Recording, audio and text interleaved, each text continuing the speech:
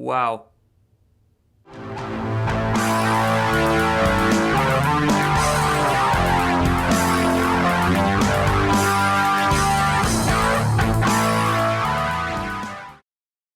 This is kind of a weird one to talk about. You ever have one of those moments where you just watched a movie that was so unbelievably surreal and strange and yet so incredibly interesting that you had to walk around the block for a few minutes to really think about it and try to process what you just saw? Because that's what happened to me when I saw this. This is a rare, rare beast of a movie. It is very well made, very well put together, and for the most part does what it intends to do, but it does so in a way that I get the impression most general audiences won't understand why. And I think that's because this particular movie fits in a very specific category.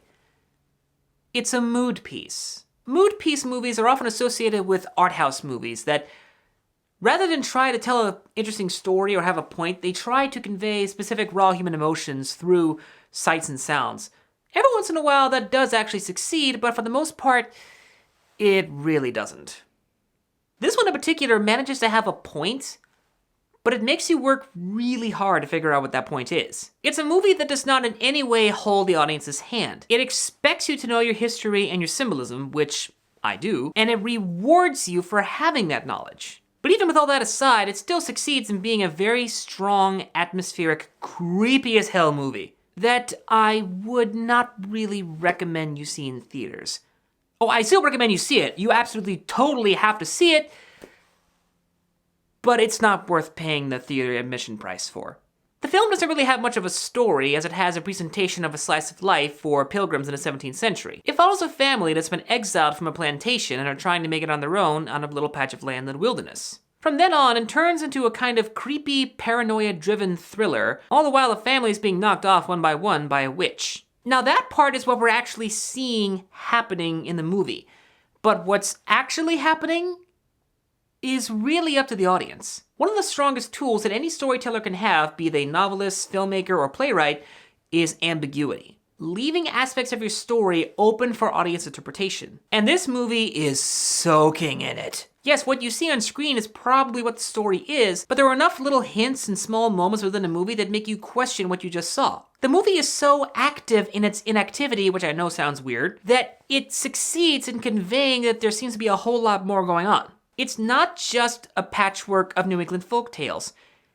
It's everything that those folk tales can encompass. This movie plays with your mind in so many ways that it's actually fascinating. And it succeeds in accomplishing all that through simple, basic filmmaking. And of course, some very, very, very strong acting. But even so, with all this amazing stuff about it,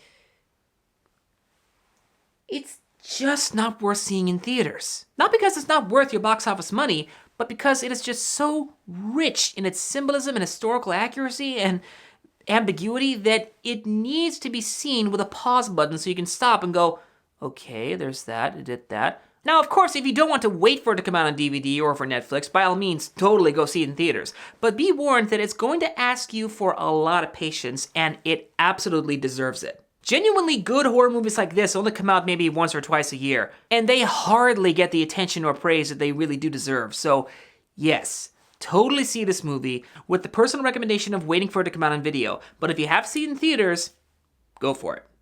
Ladies and gentlemen, I am The Norm. Thank you all for watching.